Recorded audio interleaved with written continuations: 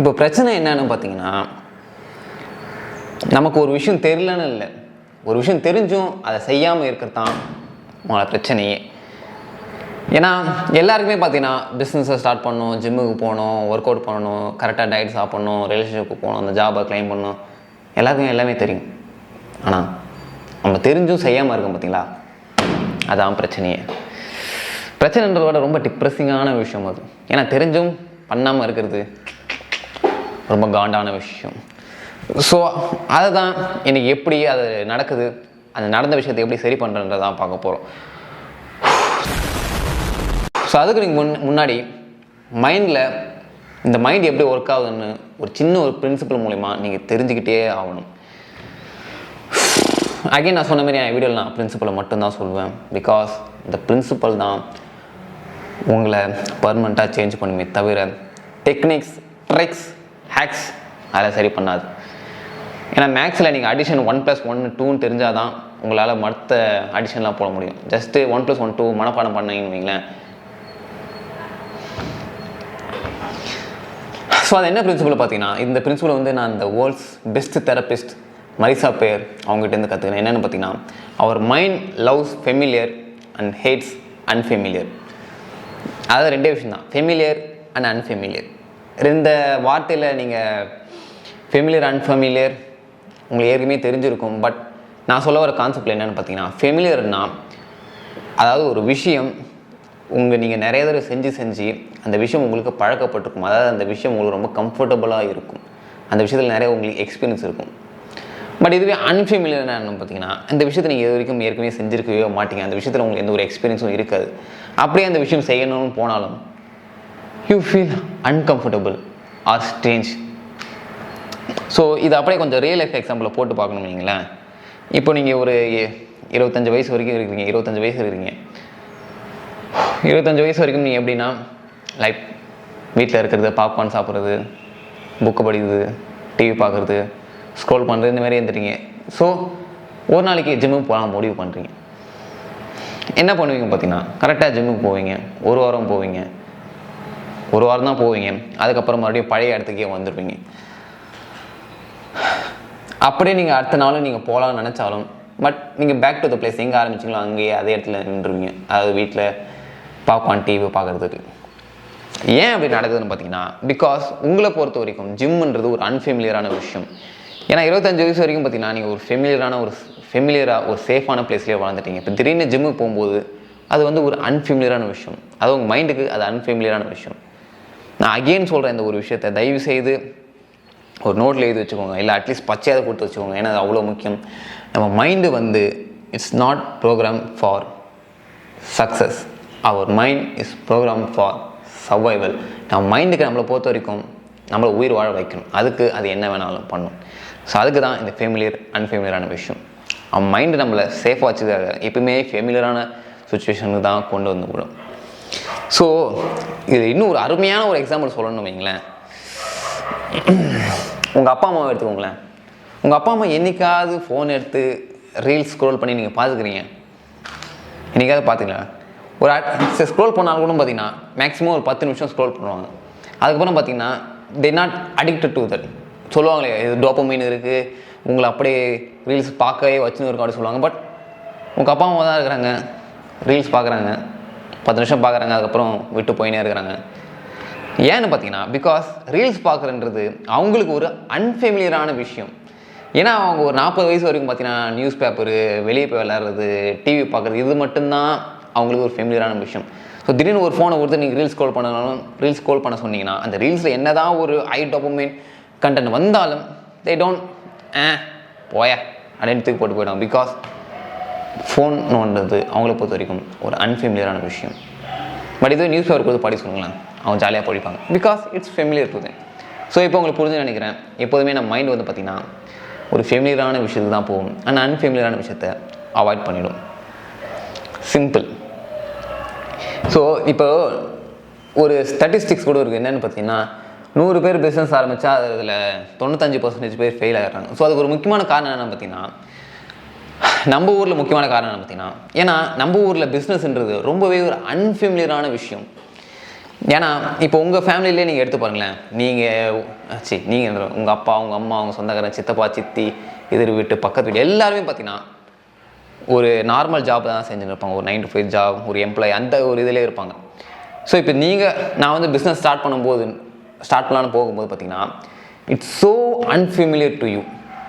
உங்கள் மைண்டுக்கு அது ரொம்பவே அன்ஃபெமிலியர். இன்னும் வேறு ஏதோ ஒரு விஷயத்துக்கு போகணும்னு சொல்லிட்டு உங்களுக்கு முடிஞ்ச அளவுக்கு பார்த்தீங்கன்னா உங்கள் மைண்டே உங்களை கீழே எடுத்தோட பார்க்கும். பை ப்ரொகாஸ்டினேட்டிங், பை டிஸ்ட்ராக்டிங், உங்கள் மைண்டே பார்த்தீங்கன்னா உங்களுக்கு எதிராக செயல்படும்.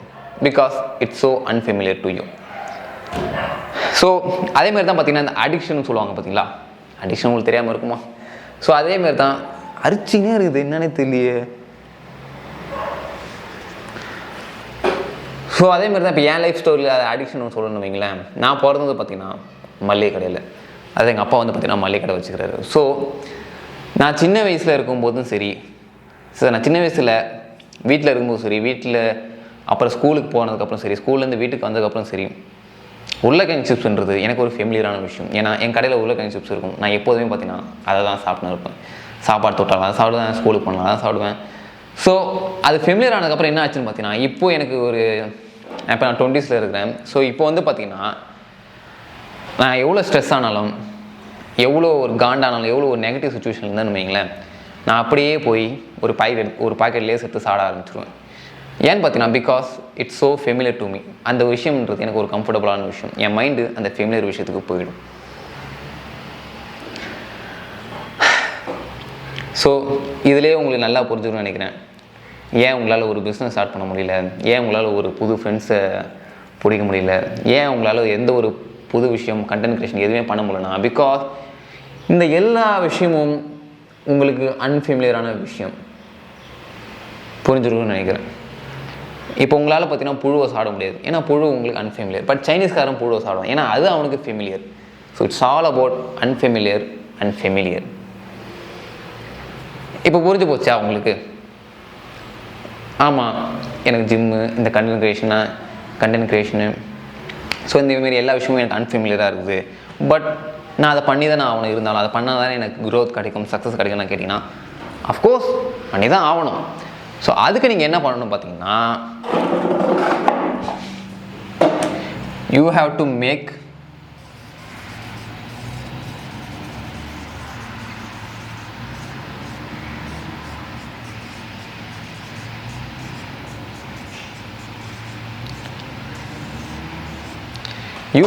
Make the unfamiliar familiar. அதாவது உங்களுக்கு பழக்கப்படாத விஷயத்த நீங்கள் பழக்கப்பட்டதாக மாற்றிக்கணும். சிம்பிள். அதேமாரி உங்களுக்கு ஃபெமிலியராக இருக்க விஷயம், ஃபெமிலியராக இருக்க விஷயம்னா எது? பான் பார்க்குறது, அப்புறம் என்ன மாதிரி ஜங்க் ஃபுட் சாப்பிட்றது, அப்புறம் டிவி பார்க்குறது, எப்போதுமே ஸ்ட்ரெஸ்ஃபுல்லாக இருக்குது, டாக்ஸிக் பீப்புள்ஸ் கூட இருக்குது. ஸோ இந்தமாரி ஃபெமிலியரான விஷயத்தெல்லாம் நீங்கள் அன்ஃபெமிலியராக மாற்றணும். ஸோ இதுதான் அந்த ப்ராசஸ்ஸே. ஸோ ஒன்ஸ் நீங்கள் இந்த ப்ராசஸை மாற்றதுக்கப்புறம் பார்த்தீங்கன்னா இட் வில் பி உங்கள் லைஃப் பார்த்தீங்கன்னா ரொம்பவே ஈஸியாக மாறிடும். இதை எப்படி பண்ணுறது? ஸோ அதுக்கு தான் நான் முன்னாடி சொன்ன மாதிரி பார்த்தீங்கன்னா ஒரு 4 ஸ்டெப் இருக்குது. அதில் முதல் ஸ்டெப் என்னென்னு பார்த்தீங்கன்னா, ப்ரைஸ் தி அன்ஃபெமிலியர்.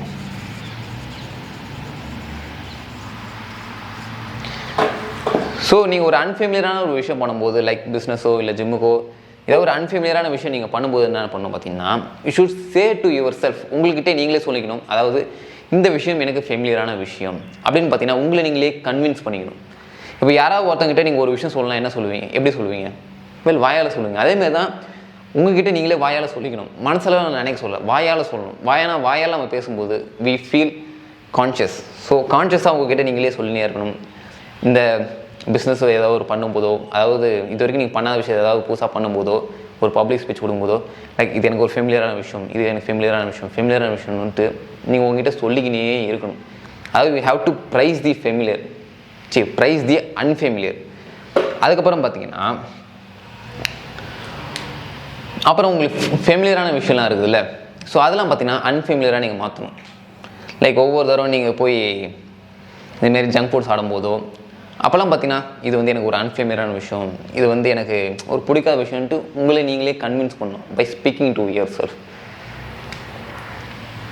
ரெண்டாவது விஷயம் என்னென்னு பார்த்தீங்கன்னா விஷுவலைசேஷன்.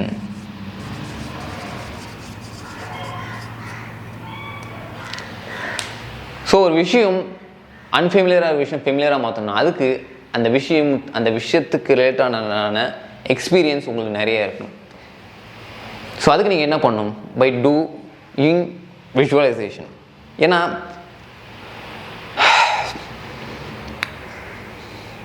ஒரு அன்ஃபெமிலியரான விஷயத்த நீங்கள் அதிகமாக விஷுவலைஸ் பண்ண அதுக்கான மெமரி அதிகமாக க்ரியேட் ஆகினே இருக்கும், உங்கள் மைண்டில் அதிகமாக க்ரியேட் ஆகினே இருக்கும். ஸோ அதிகமாக க்ரியேட் ஆக உங்கள் மைண்டை பார்த்தீங்கன்னா ஆட்டோமேட்டிக்காக ஓஹோ இது எனக்கு ஃபெமிலியரான விஷயம் தான் அப்படின்னு சொல்லிட்டு அந்த விஷயத்தை போய் செய்ய ஆரம்பிக்கும். சப்போஸ் உங்களுக்கு நீங்கள் ஏதாவது ஒரு விஷயத்தை புதுசாக ஸ்டார்ட் பண்ணிங்க, லைக் பிஸ்னஸ் நீங்கள் ஸ்டார்ட் பண்ணிக்கிறீங்க, அதில் அதிகமாக ப்ரொகாஸ்டினேட் பண்ணிங்கன்னா அந்த பிஸ்னஸை விஷுவலைஸ் பண்ணுங்கள். அதாவது அந்த பிஸ்னஸில் நீங்கள் சக்ஸஸ் ஆகிற மாதிரியும் அந்த பிஸ்னஸை நீங்கள் சக்ஸஸ்ஃபுல்லாக ரன் பண்ணுற மாதிரியும் தொடர்ந்து நிறைய தடவை விஷுவலைஸ் பண்ணினே இருங்க. அது ஒரு நாளைக்கு அட்லீஸ்ட் 3 தடவை விஷுவலைஸ் பண்ணுங்கள். அப்படி பண்ண பார்த்தீங்கன்னா அவங்க மைண்டுக்கு அந்த மெமரி போயினே இருக்கும். போக போக போக போக it becomes familiar. Again I'm saying it's become familiar. ஏன்னா விஷுவலைசேஷன்ன்றது அவ்வளோ பவர்ஃபுல்லான விஷயம். ஏன்னா ஆர்டிஃபிஷியலாக நம்மளே நம்ம மைண்டுக்குள்ளே நான் முன்னாடியே சொன்ன மாதிரி இதையும் எங்கன்னா நெஞ்சில் எழுதி வச்சுக்கோங்க. என் நெஞ்சில் அடித்து சொல்கிறேன், தயவுசெய்து உங்கள் மைண்டுக்கு ஆக்சுவலி எக்ஸ்பீரியன்ஸுக்கும் இமேஜின் எக்ஸ்பீரியன்ஸுக்கும் டிஃப்ரென்ஸே தெரியாது. ஸோ தயவு செய்து இந்த விஷயத்தை ஏற்றி வச்சுக்கோங்க. ஸோ அதனால் நம்ம இந்த விஷுவலைசேஷனை நம்ம என்னது ஐயோ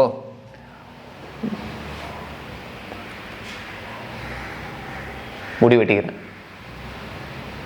அதான் புது ஹேர் ஸ்டைல். அதாவது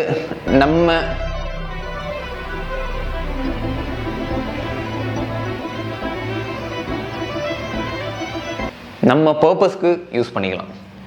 ஸோ அப்புறம் 3வது விஷயம் என்னென்னு பார்த்தீங்கன்னா இது வந்து பார்த்தீங்கன்னா ரொம்பவே பர்சனலாக ஒரு யூஸ் பண்ண விஷயம், பர்சனலாக யூஸ் பண்ணி ரிசல்ட் கிடச்ச விஷயம்.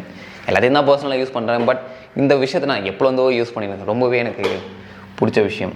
அதாவது நெவர் மிஸ் அ டே. ஸோ நீங்கள் ஏதாவது ஒரு புதுசாக ஒரு விஷயம் அன்ஃபெமிலியரான விஷயம் பண்ணுறீங்கன்னா அது ஃபெமிலியர் ஆகிறதுக்கு நீங்கள் என்ன பண்ணணும், அதுக்கு தொடர்ந்து பண்ணிக்கினே இருக்கணும்.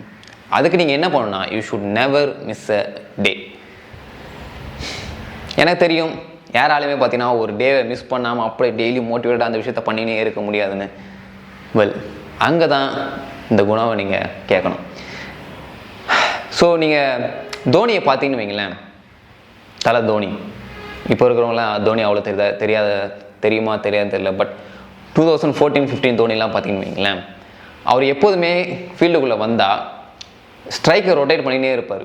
எப்போதுமே பார்த்தீங்கன்னா டாட் பால் தொடர்ந்து ஒரு 3 டாட் பால் வைக்கவே மாட்டார். எப்போதுமே ஸ்ட்ரைக்கு 1 ரன் 2 ரன் பார்த்தீங்கன்னா ஸ்ட்ரைக்கை ரொட்டேட் பண்ணினே இருப்பார். ஏன்னு பார்த்தீங்கன்னா இப்போ சப்போஸ் ஒரு 6 பால் 5 பால் தொடர்ந்து டாட் வச்சுனே இருந்தாருன்னு வைங்களேன், அந்த 6வது பால் ப்ரெஷர் அதிகமாகிடும், பேட்ஸ்மேனுக்கு ப்ரெஷர் அதிகமாகிடும், ஆப்போனண்ட்டுக்கு கான்ஃபிடன்ஸ் அதிகமாகிடும். ஸோ அதை பிரேக் பண்ணுறதுக்கு ஸ்ட்ரைக்கை ரொட்டேட் பண்ணினே இருப்பாங்க, ஸ்ட்ரைக்கை ரொட்டேட் பண்ணினே இருப்பார் 1 ரன் 2 ரன். ஏன்னா இட் பில்ட்ஸ் மொமெண்டம். அதாவது ஒரு டாட் பால் வைக்கிறதுக்கு அதில் 1 ரன் ஓடினீங்கன்னு வைங்களேன், மொமெண்டம் நீங்கள் கீப்பப் பண்ணினே இருக்கலாம்.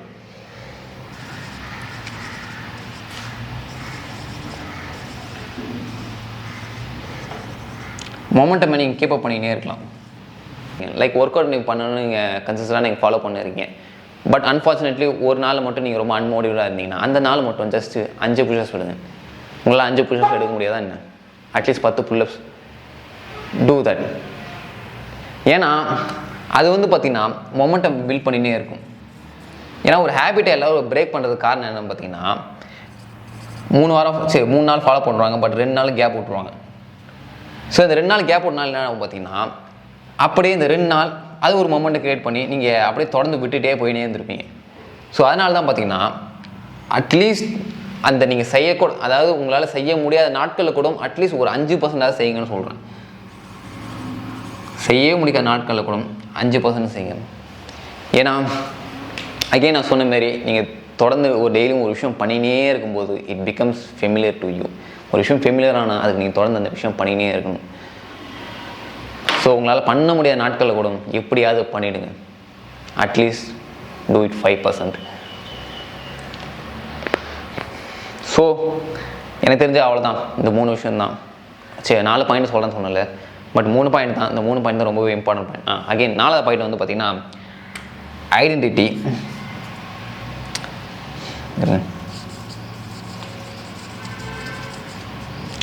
ஸோ ஐடென்டிட்டி வந்து பார்த்தீங்கன்னா it's like a big topic.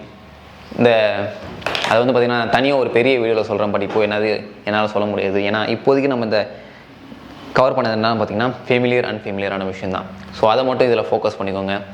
So first of all என்ன பார்த்தீங்கன்னா you have to make the unfamiliar familiar. அதை எப்படி மாற்றுறதுக்கு ஒரு 4 பாயிண்ட் பார்த்தோம். ஃபஸ்ட்டு பாயிண்ட் என்ன பார்த்தீங்கன்னா ப்ரைஸ் தி அன்ஃபெமிலியர். ஒரு அன்ஃபெமிலியரான விஷயத்தை பண்ணும்போது you should have to tell your self that it's familiar. இது ஏற்கனவே பழக்கப்பட்ட விஷயம் தான், எனக்கு பிடிச்ச விஷயம் தான். பார்த்தீங்கன்னா நீங்களே கன்வின்ஸ் பண்ணணும். நீங்களே உங்களுக்கே பண்ணாமல் இருந்தால் வேறு யார், நானாக வந்து பண்ண முடியும். அது வந்து பார்த்திங்கன்னா விஷுவலைசேஷன். ஸோ அந்த விஷயம்லாம் ஏற்கனவே நடந்த மாதிரி உங்கள் மைண்டுக்கு நீங்களே ப்ரோக்ராம் பண்ணும் பை விஷுவலைசேஷன். ஸோ அதுக்கு நான் தனியாக ஒரு வீடியோ போட்டிருப்பேன், யாரும் பார்க்க மாட்டேங்குன்னு எனக்கு தெரியும், பட் இருந்தாலும் போடுறது என்னோடய கடமை. அப்புறம் 3வது நெவர் மிஸ் அ டே. எந்த ஒரு விஷயம் நீங்கள் ஃபாலோ பண்ணி முடிவு பண்ணாலும் என்றைக்குமே அந்த விஷயத்தில் ஒரு நாள் கூட மிஸ்ஸே பண்ணாதீங்க. ஏன்னா நீங்கள் சொல்லிவிட்டு ஒரு விஷயம் நீங்கள் பண்ணலன்னு வைங்களேன், அது உங்கள் செல்ஃப் ட்ரஸ்ட்டை அஃபெக்ட் பண்ணும். அப்போ நாளைக்கு ஒரு விஷயம் நீங்கள் செய்யணும்னு போனாலும் உங்களை மேலேயே நம்பிக்கை இருக்காது. ஸோ நெவர் மிஸ் அ டே. அப்படியே மிஸ் பண்ணணும்னு நினச்சாலும் அட்லீஸ்ட் 5% அட்லீஸ்ட் அந்த நாளில் ஒரு சிங்கிளாக தட்டி விடுங்க.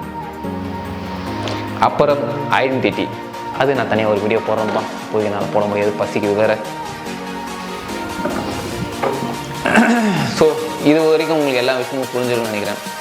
கரெக்டாக இருந்தால் பரோட்டா பட்டா.